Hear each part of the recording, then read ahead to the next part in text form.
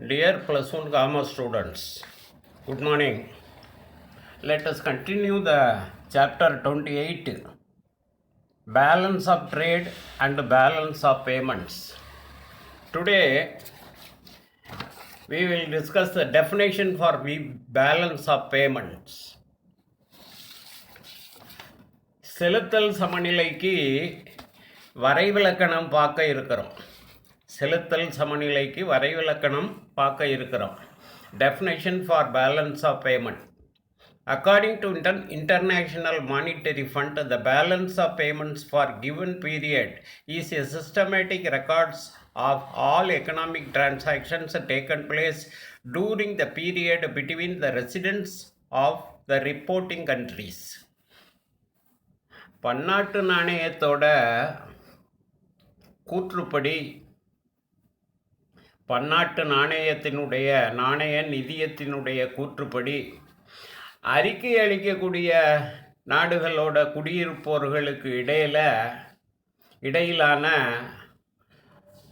குறிப்பிட்ட ஒரு காலத்திற்கான அனைத்து பொருளாதார நடவடிக்கைகளின் முறைப்படியான ஒரு அறிக்கையே செலுத்தல் சமநிலை ஆகும். பன்னாட்டு நாணய நிதியத்தினுடைய கூற்றுப்படி அறிக்கை அளிக்கக்கூடிய நாடுகளின் குடியிருப்போர்களுக்கு இடையேயான ஒரு காலத்திற்கான அனைத்து பொருளாதார நடவடிக்கைகளின் முறைப்படியான ஒரு அறிக்கையே செலுத்தல் நிலை ஆகும். In the words of Dominique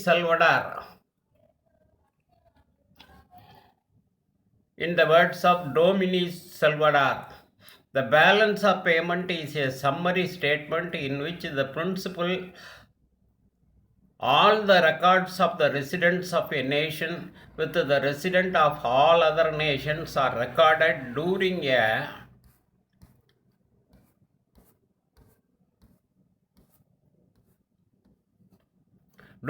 a particular period of time, usually a calendar year.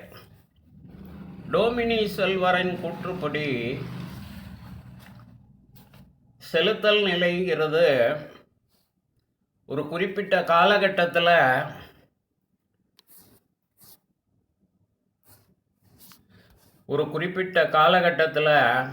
வழக்கமாக ஒரு காலண்டர் ஆண்டில் குறிப்பிட்ட ஒரு காலகட்டத்தில் வழக்கமாக ஒரு காலண்டர் ஆண்டில் மற்ற அனைத்து நாடுகளோட குடியிருப்போர்களோட ஒரு நாட்டின் குடியிருப்போர்களின் அனைத்து நடவடிக்கைகளும் கொள்கைப்படி பதியப்படும் ஒரு தொகுப்பு அறிக்கை தான் செலுத்தல் நிலை.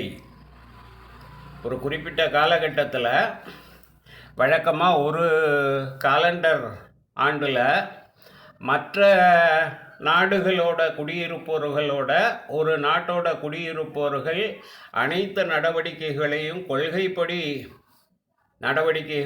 கொள்கைப்படி பதியப்படும் ஒரு தொகுப்பு அறிக்கையே செலுத்தல் நிலை அப்படின்னு சொல்கிறோம். Okay students, thank you.